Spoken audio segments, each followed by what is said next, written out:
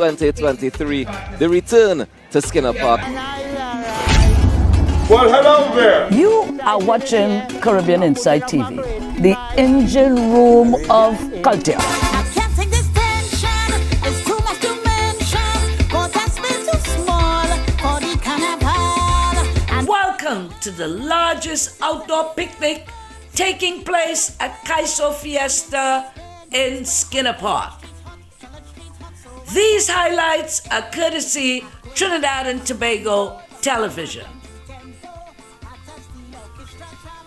Groups ascend onto the park adorned in matching colors with witty logos, carrying coolers, tables, chairs, and umbrellas prepared to enjoy a day of friendship and calypso.